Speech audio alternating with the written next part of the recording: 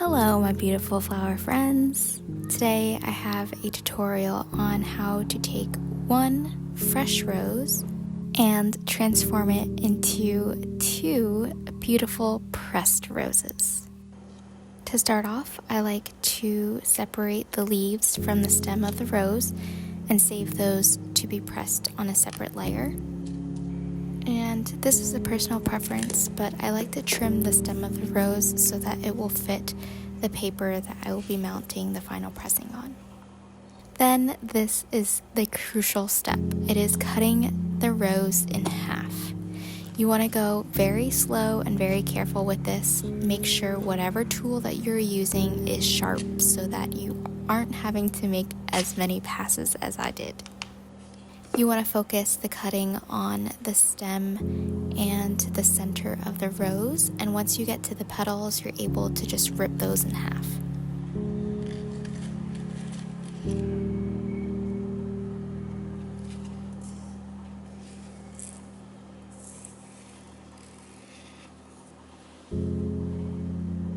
The next step is to remove the bulk of the petals. I like to remove most of the inner petals and whatever petals that got damaged from splitting the rose.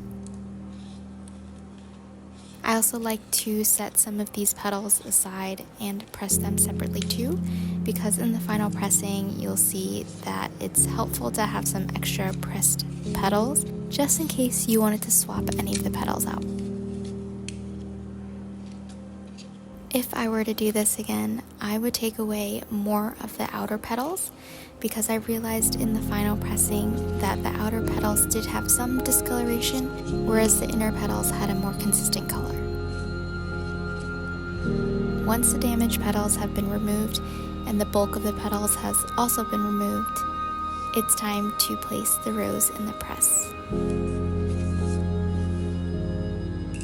The bottom layer is cardboard, then the next layer is chipboard, and for my chipboard layer I use discarded frozen pizza boxes, and then I use computer paper and I lay the rose on top, and I'm just determining if I like the sepals facing upwards on the petals or facing downwards.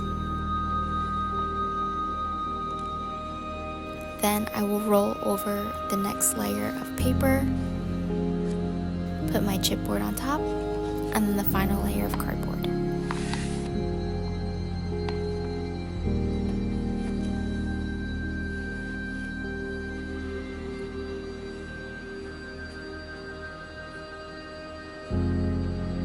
For roses, because this is such a bulky flower, I do recommend pressing this with some sort of extra weight on top.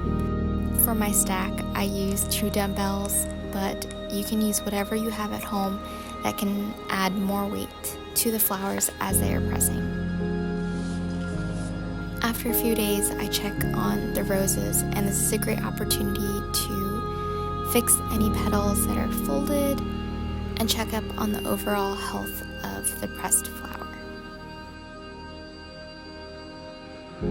This is also a crucial step because roses are so bulky. This is a great opportunity for you to change out the layers of paper between the rows. This keeps your stack fresh and absorbent.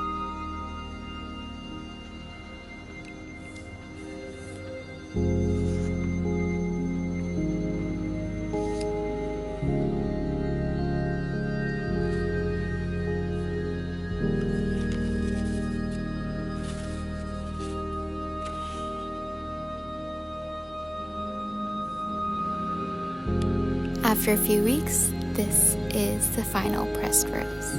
I do notice that I have some splitting in the petals, and so I carefully remove that petal and I can change it in with one of the extra petals that I pressed.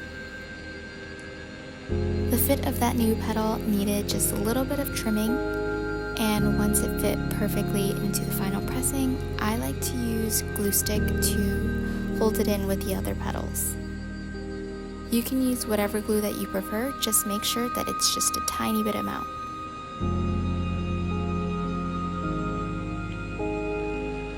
As the finishing touch for the pressed rose, I like to add in the leaves again.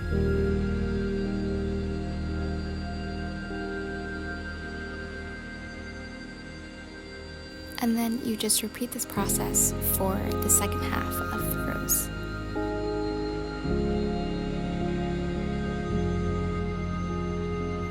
And as a final result, now you have 2 pressed roses from 1 fresh rose.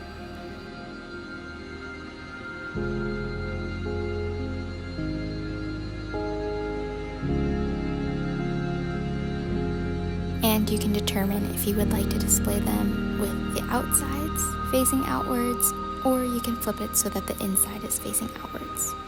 I hope this video was helpful for you, and as always, happy pressing, happy creating. See you next time.